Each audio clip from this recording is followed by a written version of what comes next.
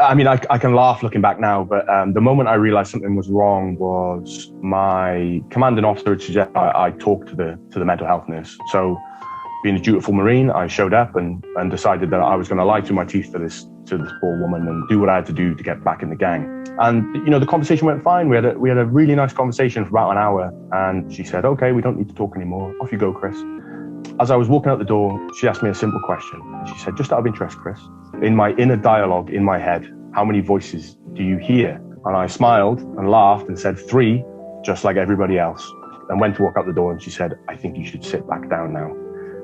And then explained to me that wasn't normal, that wasn't right. And that for me was a huge moment. And, you know, now I can look back and laugh because it's almost funny that I was so incredulous to what was going on. But I think that was the big moment for me.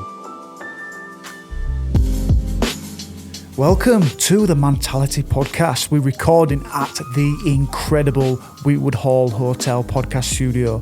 This is a podcast that goes way beyond stigma. We talk about men's mental health and mindset. We encourage the type of conversation that will open you up to another way to live life, another way to see yourself and the world around you. If you are ready for that, you're in the right place. I'm Stevie Ward and I'm an ex-professional rugby league player and captain. And now I guess I'm a bit of a podcaster, a speaker, actor, writer, entrepreneur. I'm still working all that out. But at Mantality, we help men take control of their mindset by teaching them to find purpose, resilience, and what I believe is the new success, inner peace.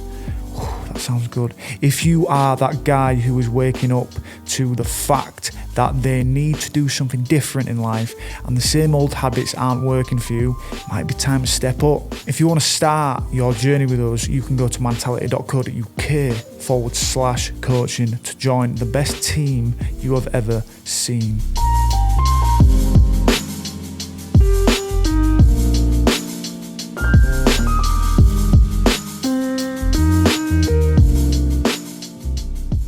Chris, we've got 2 Chris's on today. Yeah. We've got 2 Chris's on today. We've got Chris. Oh, no. Yeah. So this is going to be fun. We're going to go with Chris. Give me another name, Steve. Yeah. I've got many names for you, Anna. Chris. So shall I just pick?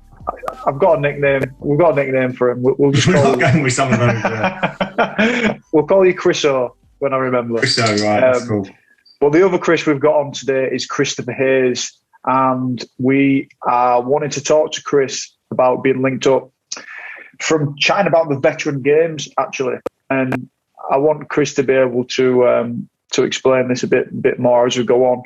But also, after a life in the Royal Marines, you have managed to diversify with being an artist, somewhat an artist, and an MMA practitioner, and someone who is pushing into the journalist and motivational speaking world.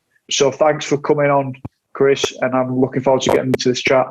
No problem. I'm really happy to be here, guys. Thank you for this, for being able to talk on the platform. It's great. Yes, sir. Yes, sir. So, mate, let's start at the beginning. Could you tell us a little bit about your life growing up, mate, and what led to you going into the Royal Marines? So I hail from the misty mountains of Wales, very mysterious, dark place. And I didn't have a great childhood growing up. I, dealt with a lot of silly things like bullying, and home life wasn't great. So, for me, I really feel like I missed out on a lot of quote unquote normal things.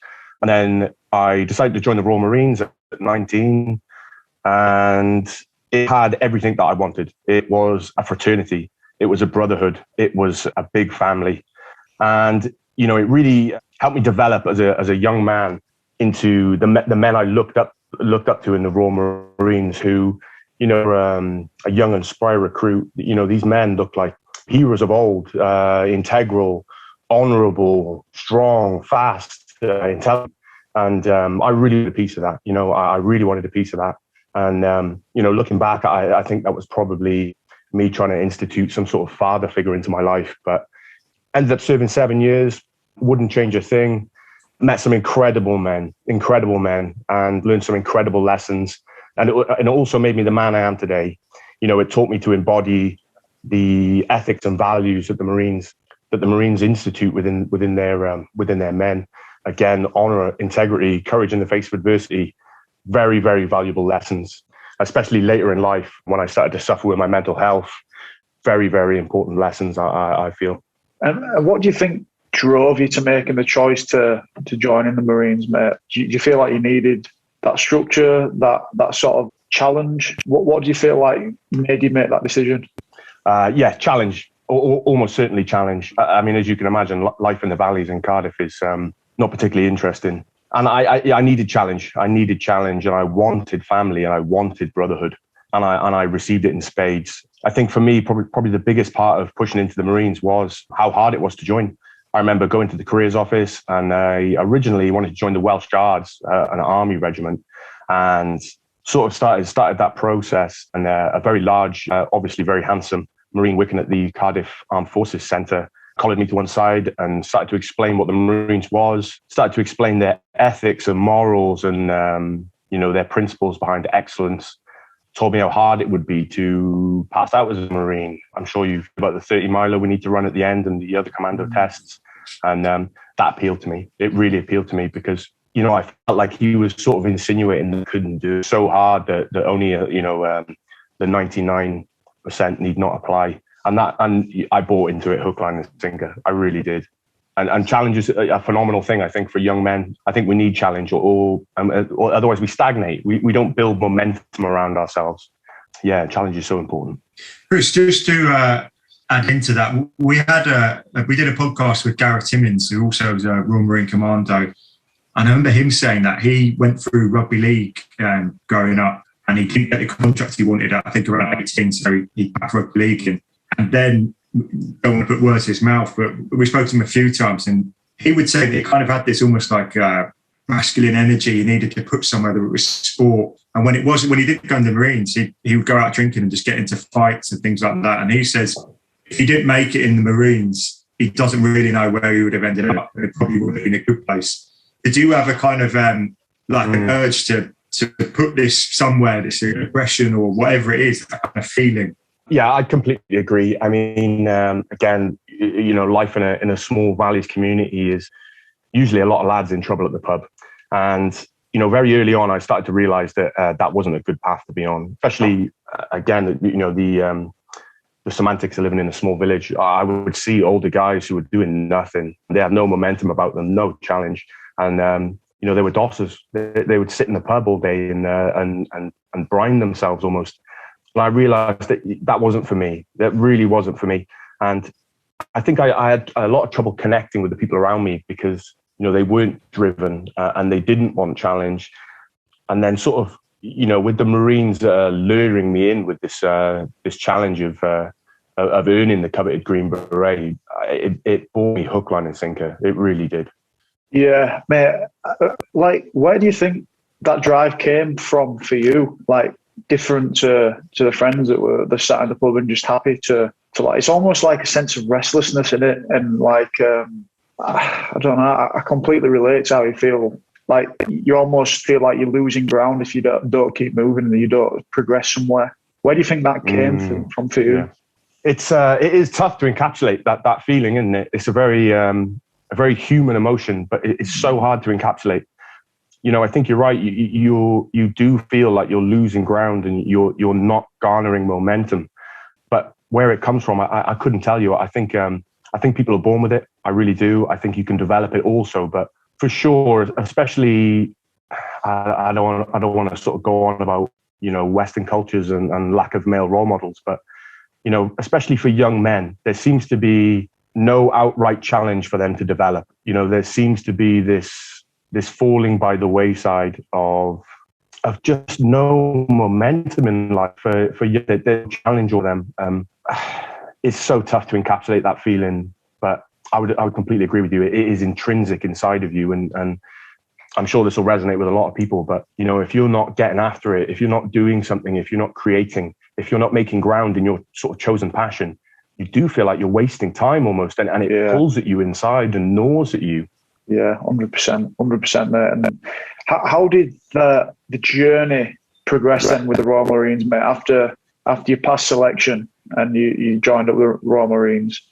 Could you take us through that and to the moments when you were medically, like you said, discharged with mental health issues? So I had a very not a very interesting career, unfortunately. I passed out as a Marine and went to 4-5 Commando.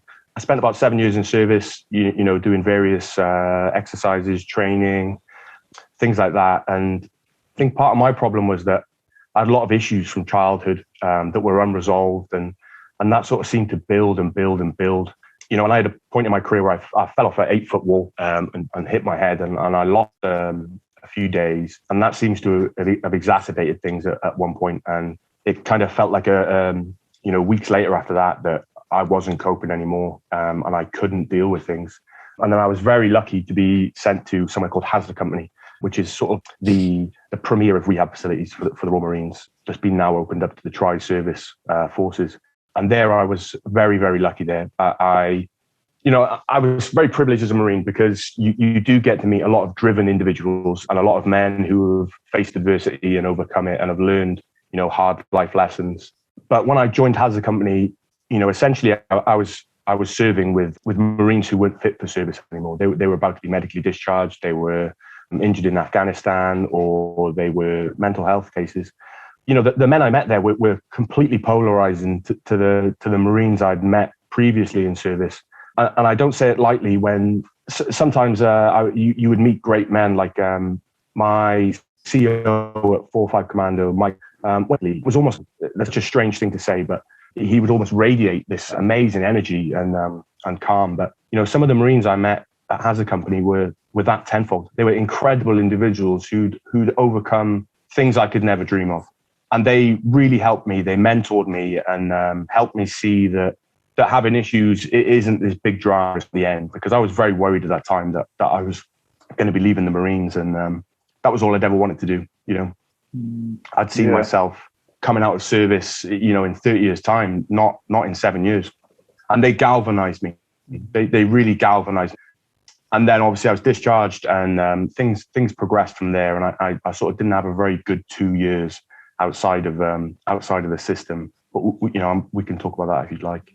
Yeah, like what does it feel like for you, Chris? Like how do you feel when you're going through these states of mind?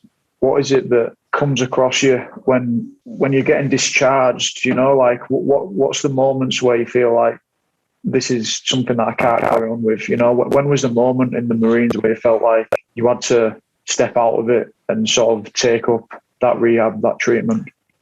So initially, when I was ordered to Hazard Company, I refused initially and said that I wouldn't go because I was convinced that it would be a graveyard for my career. And then when I got there, much the same. I was constantly trying to push to get back into the Corps. But, you know, with the benefit of hindsight, I can look back now and see that it just wasn't, I just wasn't able to serve, you know, and that's something that I'm still sort of struggling to accept, because, you know, you want to be in the team, you want to be the strong member of the team, you want to fit in, you want to serve your service, you want to serve the men around you. And that was very hard to come to terms with. And I think it was a range of emotions, really, obviously anger, shame, depression, you know, the existential dread of realizing that this wasn't going to work out for me. And it was somewhat unfinished for me. There were things that I wanted to do in my career, but could no longer do. And, you know, the command staff at Hazard Company were amazing. They really placated me. They allowed me to join a training team at Limpston, where we trained the Marine recruits. And it became very obvious that I just couldn't keep up anymore. And again, with the benefit of hindsight, I can look back now and see that moment as a cornerstone and say, okay, but look, it wasn't going to work out. I don't need to answer that question anymore. But it's so hard. I mean, you go from a world where there's very easy rules to comply with. There is a chain of command, so to speak. There is a food chain. You have your place in the food chain. There are specific social rules that you abide by and that will enable you to get on with the rest of the tribe. And then when you come outside, it's very strange. There are no rules anymore. Nobody can understand what you're saying because you're talking another language, and you're still, and this is probably unfortunately very common, you're still holding on to the Marines for dear life somehow. You're still identifying as a Marine. And it's incredibly debilitating, especially when you're trying to start a new life. You're trying to rehab yourself and overcome like horrible mental health issues or physical issues. I really think there is a lot more that can be done for that transition. What is there at the moment, or when you left the Marines? What is there in place like right now, if there's much at all? So for me, again, I was very, very lucky to be in a housing company. Very lucky. I had a leaving schedule. I had time off to sort out a new career. I had funding to help me out with the new career. I had mentors. I had almost anything available to me to help me out with that. But the guys who are leaving, who are outside of hazard company, I could be speaking out of school year, but as you know, it's 2 weeks and you're done. You're on Civvy Street the next week. It's tough. It's really tough. Yeah, I feel like I can relate a lot. I think it'll be on a different level and a different degree, but the sort of navigating the next moments in your life after you've broke away from something which has been literally, for rugby for me, was my life before I even joined a professional team, you know, and that was sort of where you put your life into and everything that you measure yourself by, and the repeat action of it and the repeat practice of it and the sort of self-confirming nature of it. It's quite a big thing. And being on the other side of it, I have the ups and downs now where I have like an anxiety. I can carry around an anxiety with me at times. And for me, I feel like that anxiety is from the breaking away from the game and sort of, it's almost like a massive relationship breakup. And you carry that around with you. And I feel like it projects on other areas of my life. It stops you being that sort of confident, naturally sort of like in flow type of person. And that's where I sort of relate to you.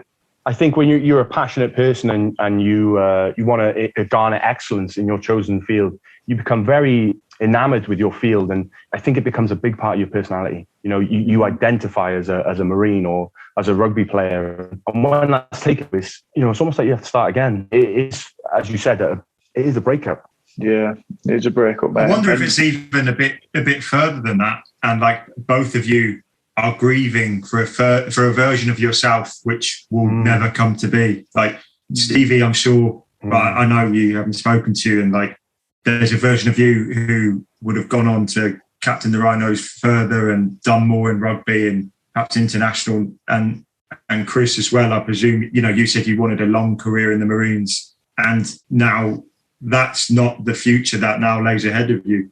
So there's undoubtedly there's going to be a natural grieving process. I'm sure we'll get on to what you've learned from that, Chris, in ways that in some ways maybe that was an amazing turning point and you're going to have a better future now ahead of you. But there's no doubt that that's a huge amount for young men in your positions to take up. It is a grieving process, and breakups are a grieving process as well, I guess. But you're grieving for a future self that's never going to be, if that makes sense. Yeah, I agree completely. It's tough, especially if you don't have the right people around you, you don't have support networks in place. And then on top of that, I mean, throw in mental health issues, physical issues, mobility issues, your loss of place in the tribe. You're an outcast now, from the rest of your tribe, and you have to try and integrate into this strange world that you probably never had any real interest in anyway, if you were joining such a cut-off club. You mentioned a few times mental health issues. At what point in your journey did you become aware that you had kind of mental health issues? Because often, I speak from personal experience, sometimes when you're in the storm, you sometimes don't really realise that there is stuff going on. And usually when it hits a crisis point, you're like, wow. And then now you can look back and think, oh God, for those few years, I was just... Is there a point where you kind of became aware? And how long do you think it was kind of going on for? I mean, like I said, I think I had a lot of childhood issues anyway that I'd sort of stuffed down and never really dealt with because, I mean, I'm 33. So, when I was a kid, we didn't talk about mental health. We stuffed things down. We had a stiff upper lip. And I mean, I can laugh looking back now, but the moment I realized something was wrong was my commanding officer had suggested I talk to the mental health nurse. So being a dutiful Marine, I showed up and decided that I was going to lie through my teeth to this poor woman and do what I had to do to get back in the gang. And, the conversation went fine. We had a really nice conversation for about an hour. And she said, okay, we don't need to talk anymore. Off you go, Chris. as I was walking out the door, she asked me a simple question. And she said, just out of interest, Chris, in my inner dialogue in my head, how many voices do you hear? And I smiled and laughed and said 3, just like everybody else, and went to walk out the door. And she said, I think you should sit back down now. And then explained to me that that wasn't normal, that wasn't right. And that for me was a huge moment. And, you know, now I can look back and laugh because it's almost funny that I was so incredulous to what was going on. But I think that was the big moment for me. And then, you know, prior to joining Has the company, I was still very much in denial, convincing myself that I was just having a hiccup and that this was just a bit of upset and was nothing to worry about and that everything would be fine. And then, you know, actually got to Has the company and saw all the other, you know, wounded Marines and mental health cases and picked up the general vibe there. I realized that this wasn't going to work out, you know, and that I had some serious issues that needed to be worked on and needed to be dealt with. But I was still very much in the phase there where I didn't want to deal with things. I didn't want people's help. I didn't need people's help. I wasn't willing to accept what was going on. Yes, tough, very tough situation. Thanks for telling us that. I think it's such a strong thing to talk about. I think we, you know, when we're talking about mental health, you can almost get caught up on the sort of traditional ways that it sort of manifests in terms of depression and anxiety and stuff. But, you know, for you to acknowledge that firstly with her and then to get back and sort of move forward through that. And I know it's something that you say that you're still sort of coping with and dealing with PTSD. What's your relationship with PTSD like now? And since those moments coming back as onto Civvy Street, if you like, you know, how's that been managed for you? And what's the sort of best form of support that you've gained? You know, is it talk therapy? Is it medication? Is it the veteran games, that the community side of it and relating to all these guys that you go and compete with there? You know, what sort of strings are there to your support system that has been imperative? So when I was in Has Company initially, unfortunately, there is a culture of medication. Mm-hmm. You know, there are some other methods that are less westernized, but you know, the main effort is medication and therapy. And for me, I don't feel like antidepressants and antipsychotics are a great mix for people. I think that they just numb you out and dumb down the problem.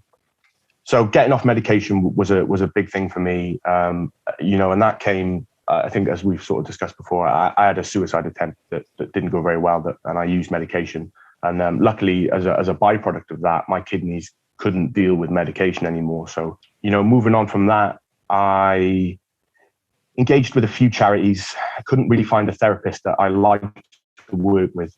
And then I ran into an organization called Rock to Recovery, and they're a grassroots charity who are funded by a former Marine who was also in Has a Company, Jamie Sanderson, and they're incredible. They're absolutely incredible. They're probably one of the best therapists I've ever tried that has worked tangibly on the day.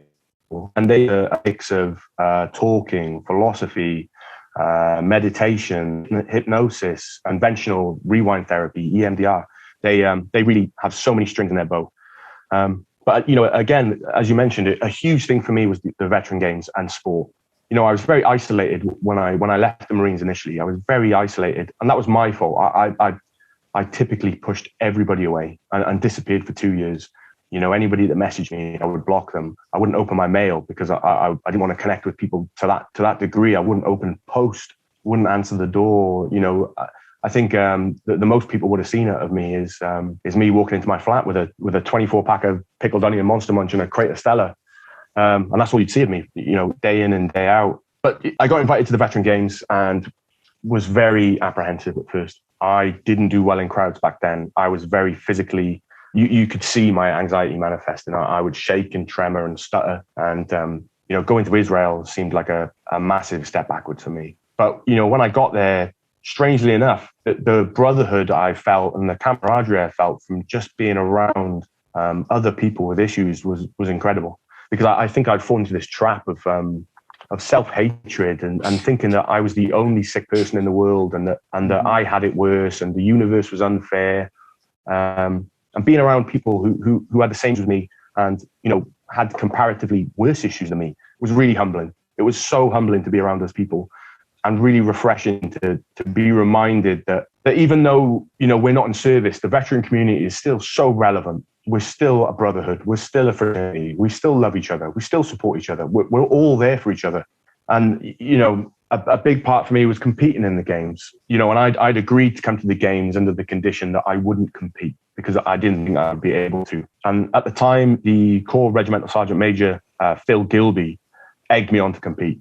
I just started out in MMA and jiu-jitsu, so I was a physical specimen, and he wanted me to compete in the CrossFit. He somehow cajoled and convinced me to compete in the first station, I think, which was press-ups, and ended up setting a PB on the station.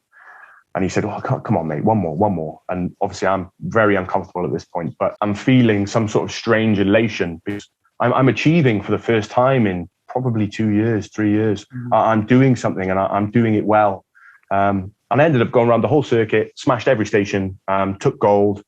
And I kind of realized that night, as I was trying to decompress and bring myself back down from the day's events, that, it was really hypocritical of me to sit there and say that I'm worthless and, I'm horrible and you're no good. How can I keep saying that about myself if I've just competed and won at something that I didn't think I would be able to do? It really made me think that, these thoughts that we have sometimes about ourselves are so flimsy. They're so flimsy. They sound great upstairs in the echo chamber, but, the minute they come out, they don't make sense. There's no truth to them a lot of the time. Just a quick one, guys. We have had 2 new counsellors join the team here at Mantality. If you are at a stage in life where you are struggling to manage your mind and it keeps affecting your happiness, it is time to do something about it. You can finally allow yourself the time to sit down with one of our Mantality counsellors who will understand what you are going through. They'll help you understand why you are struggling, and they'll give you the tools to get back to being happy and the best that you can be. A lot of the time, we just need to clear up any unwanted thoughts and emotions so that we can show up in life the way that we want to. Mantality counselling is available in Yorkshire, Lancashire and the South East, including London. Sessions can be in person, face-to-face therapy or walking therapy. Alternatively, all counsellors can deliver sessions via Zoom. Go to mantality.co.uk/counselling to start your journey. Chris, just to jump back slightly, that 2-year period where, you talked about like just drinking and eating bad and cutting people away. How did that Chris get coaxed into trying MMA and jiu-jitsu and eventually veteran games? But what was that? Was there some pivotal moment there or character or, yeah? Yes. So firstly, my old Sergeant Major, Jim Morris, showed up at my door one day and asked me where the hell I'd been for the last 2 years. And I was a very big boy then. I was about 120 kilogram of Stella and Monster Munch. And he really sort of helped push me on the straight and narrow again. And, the accommodation I was living in at the time, I remember it was Christmas and I had no heating, I had no oven, I had no microwave. It was terrible, it was terrible. And that was all me. That was my fault. I'd cut myself off and I thought I deserved to live like that. But, Jim pushed me on the straight and narrow and helped me get new accommodation, helped me sort of realize what I was doing to myself. And then, probably one of the biggest things for me was jiu-jitsu. And that, I hate to say it, but I feel like it's divine intervention or some sort of cosmic event. I just moved into my new accommodation, but I was still very unhappy. I mean, obviously, accommodation just unsought years of mental health problems.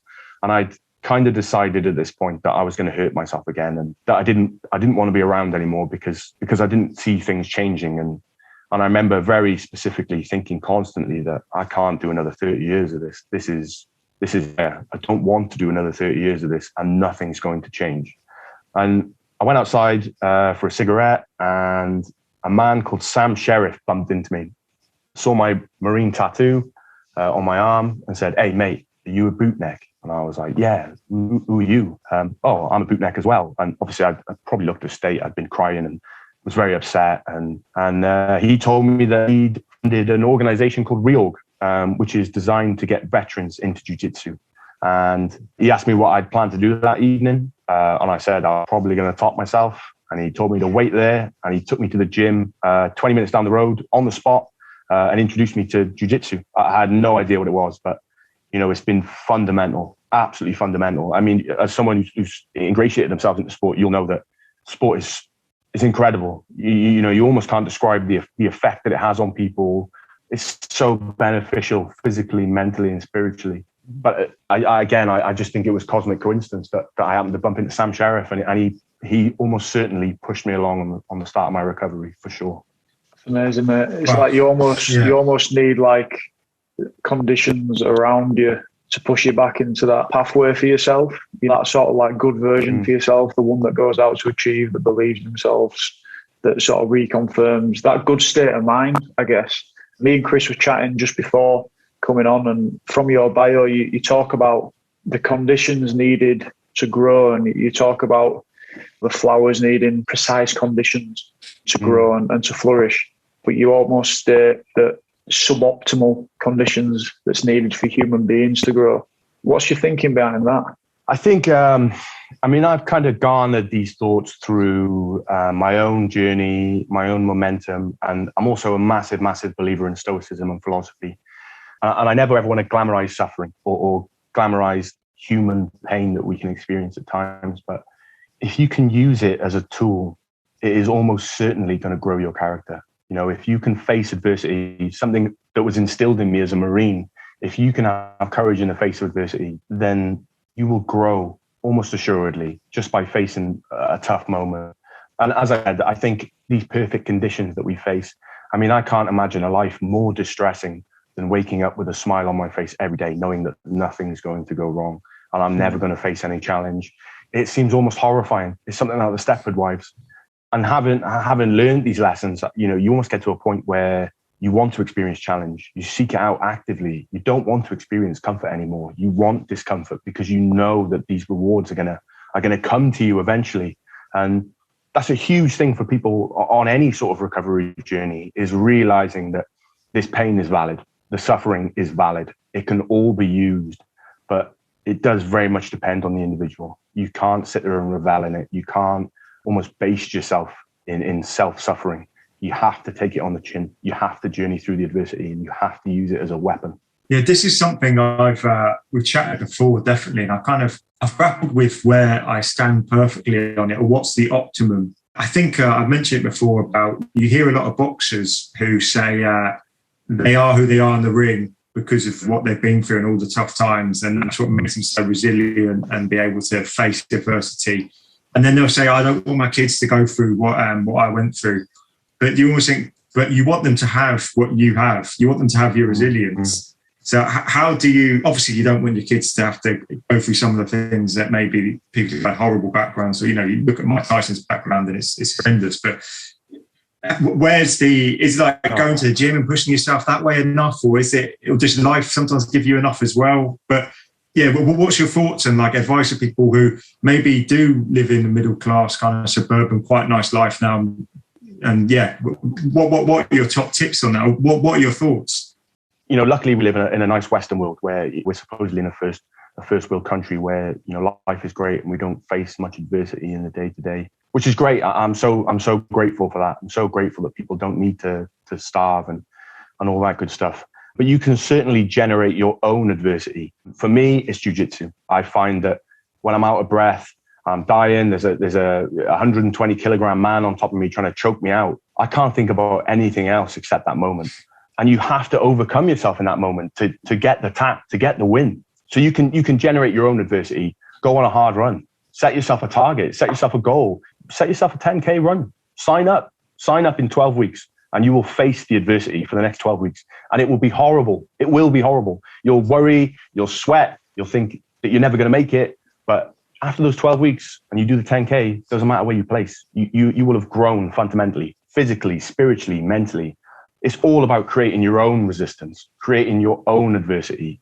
And how you do that, there's so many different ways. For me, it's physical. I'm a physical being.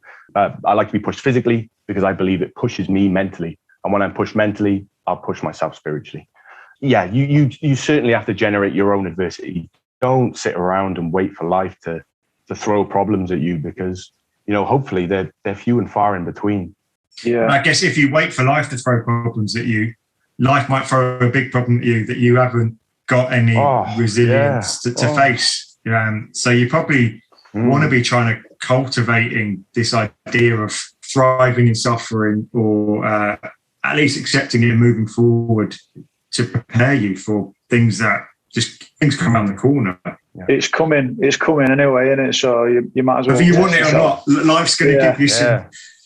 It's going to come. It's going to come for you. But just as you were talking then, Chris, on setting those challenges, I sort of reflecting on myself as you're talking and thinking about, it's almost that in the world of coaching and sort of high performance, it talks about there being sort of two versions of self, and there's self one and there's self two. And the self one is that one who is mostly ego and the one who thinks his way through things and thinks that it's got it covered, but it'll stress and it'll worry and it'll just continuously go and try to package whatever's going on up into something that it can bring out a concept of it, or a game plan or a template or whatever.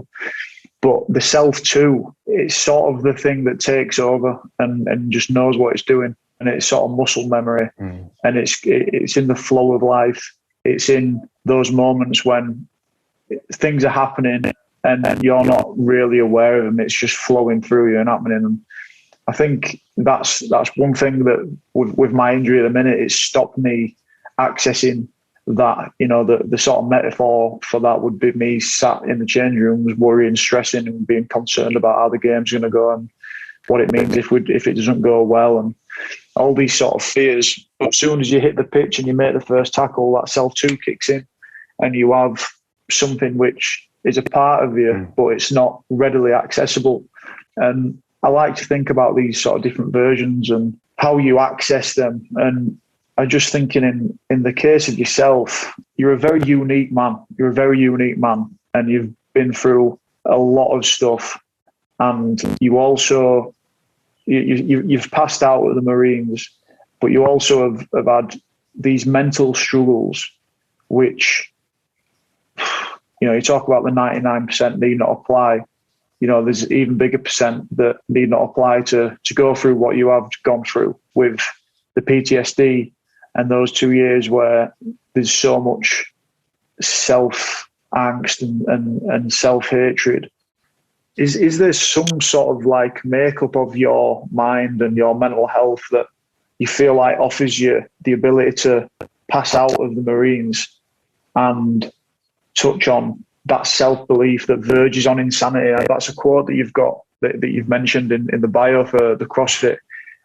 Where's that touch point? You know, where's that touch point? And for me, like just listening to your story and looking at your story, it seems like it does go into the place which is not helpful, and it sort of torments you and puts you down. But there's also a side of that, or there's on that spectrum, a place which allows you to pass out of the Royal Marines and to go through that challenge and come out the other side and to be motivating people on the other side of it. So it's like, you know, we try and think in good and bad and negative and positive in the world. But, you know, like, how do you feel about your mindset? How do you feel about your state of mind? How do you feel about the times of torment and those feelings of different monologues in your head? Like, how does that all come together to let you achieve something great? That's a tough question. I think it's probably things the Marines have instilled in me. This dogged determination to be your own personal greatness. I really believe that as individuals, we're a collection of our sons, you know, and I feel like every influence that I've been touched with has led me to this point. And I always talk about my mindset as a toolbox. And when you first buy a toolbox, you don't have any tools, but then you slowly start adding things in, like the people around you, a therapist, mindfulness, meditation, you start throwing in the physical activity, you start throwing in ambition, you start throwing in all these wonderful tools. And then you can quite literally have this toolbox full of amazing coping mechanisms and strategies that negate or can help to negate your issues. But I'm also a firm believer that everything that's happened and the man I am today and the issues that I deal with and people with mental health in general deal with, I think they can be like a massive boon. I think they can be such an advantage. You know, let's take jiu-jitsu, for example. I might get tapped out, and I do quite regularly, but there's nothing that's going to beat me on that mat. There's nothing that's going to beat me on that mat. Anything that you can think of on that mat, I've done far worse. I've sat there at 4 a.m. and questioned the existential dread, and I've been in that depressive loop for weeks and weeks and weeks on end, and there's nothing that can beat me now. There really is. And I don't want that to come across as arrogant, but there's nothing that can beat me now. My issues have shown me that I'm so much stronger than I thought I was. And again, the things the Marines instilled in me, these dogged determinations to be the best possible version of you for the people around you, is so important. It's such a tough question to answer. But I think mindset is fluid. It really is fluid. You can just keep working on it. You can keep working on it and keep adding to it. And as you experience more and more adversity and you garner these tools for your toolbox, you become stronger and stronger and stronger. If that's what you want, if you're able to do that, you can become stronger and stronger and stronger just by facing whatever issues it has. And I don't think that my issues, in particular, complex PTSD, depression, that they're not lofty illnesses. They're common and average, unfortunately, for people these days. You know, everybody's capable of this. Everybody's capable of bettering themselves. They just need to start walking on the path.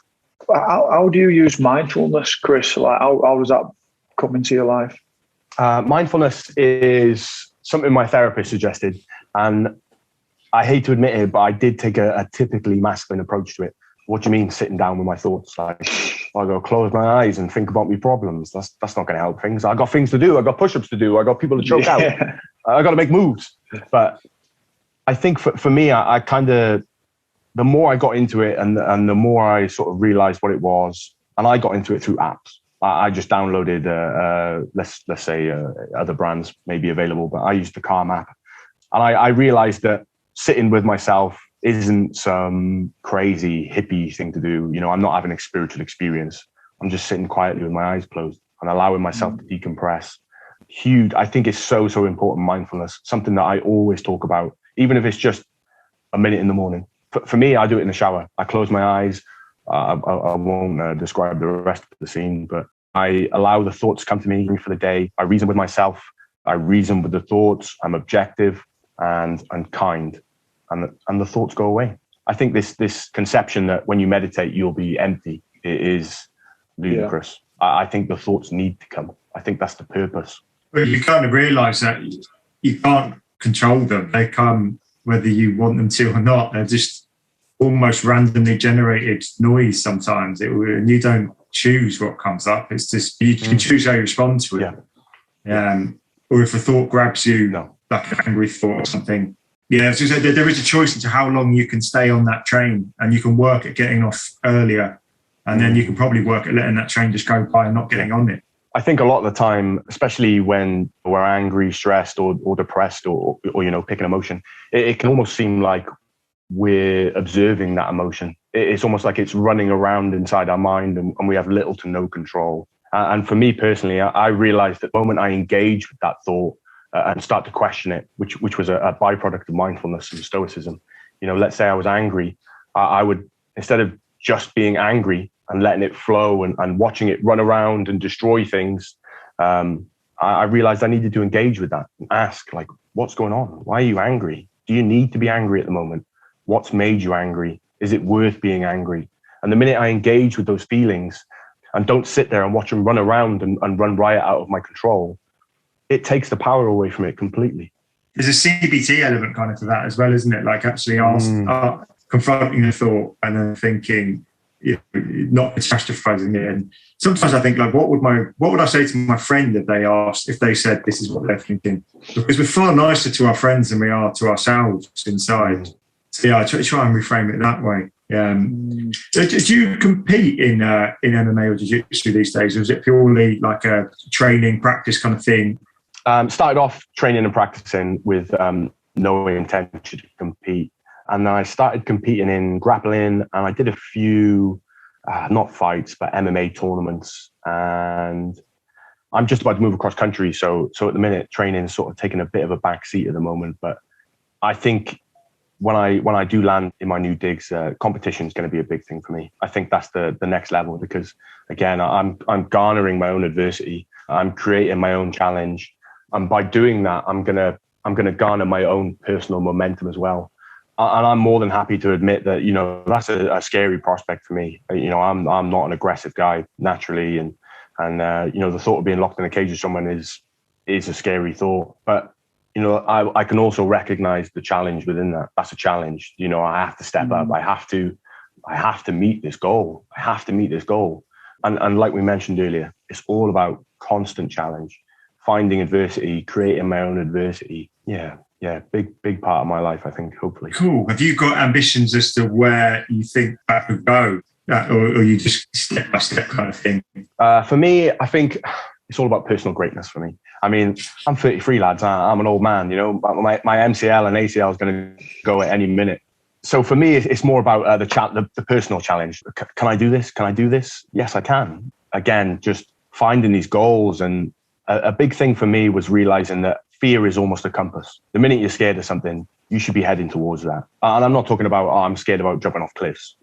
Don't do that. But if you're scared of, let's say you want to pick an MMA fight as like your challenge, and it's scary to you, well, that's the direction you should be going, because it's uncomfortable, and that's how you're going to grow the most. Yeah, completely related. You don't want to be so you're not aiming to be UFC champion in 2 years or something. Lads, I mean, I'd love to, lads, but like I said, MCL, ACL is going to go at any minute. Chris Hill just wants a mate in the MMA, don't you, mate? I've been a big fan of UFC for since I'm 34 now. I remember Quinton Jackson facing Dan Henderson in UFC London, must be 15, 20 years ago. And I was just like, this is just incredible. What a sport. And some of the characters in it, I'm sure you know as well, Chris, and some of the stories and journeys, I think it's just a fascinating. I think it's really widely misconceived in the greater public as well. Yeah, it's one of the most beautiful and peaceful sports I've ever come across. If you go into an MMA gym, I think you have this connotation that there are going to be large, burly, topless men with foul language, but it's really not. It's one of the most encouraging and beautiful places you can go to. The people there realize it takes minerals to walk in through the door. They realize that you're trying to better yourself, and they appreciate you trying. I mean, I really had a chip on my shoulder when I left the Marines. I had that typical, I'm a veteran mentality. For my sins, a big part of getting out of that was realizing that there are people overcoming themselves. And some of the guys I met in that MMA gym, I mean, they embody the characteristics of Marines tenfold. Some of the guys in there are some of the bravest, most dedicated, disciplined people I've ever met. And I'm a firm believer that the people you surround yourself with are what make you in no small part. The rising tide does lift all ships. And the qualities of the people I see in a sport that to the outside eye looks like, and I mean, don't get me wrong, it's knees, elbows, and 4-ounce gloves. It's not pretty, but there's something so beautiful about it. It's so beautiful. It's facing that challenge and that determination. And, you were saying about the characters we see in the UFC, I think overcoming suffering, the symptom of overcoming adversity. It seems to be such a common theme. Every time you meet a great sportsman, a great person, they've all overcome suffering. They've all overcome adversity. It's true. That's true. I'd love to go on, guys, but I've got to nip off and try and get some treatment to make my brain better so that I can plunge myself into jiu-jitsu very soon. I'd love to do that. I'd love to do that. But mate, this has been a really great chat, especially from you, Chris Hayes. You've been brilliant, mate. Ultimate respect, mate, thank you, boys, for your career, mate, your journey and the lessons that you're pulling out. I think it's mega, and I'm sure we'll be able to do stuff in the future. And you've got all of our support here, pal. Yeah, man. Let's make this a part 1, Chris. Let's check in again. Yeah. I think it'd be good to dive into other things you're thinking about moving forward, and keep an eye on your journey. So keep in touch, and we'll have a part 2, 100%. Cheers, Chris. Thank you. That was awesome, boys. Thanks again for having me. It's been great. Cheers, boys.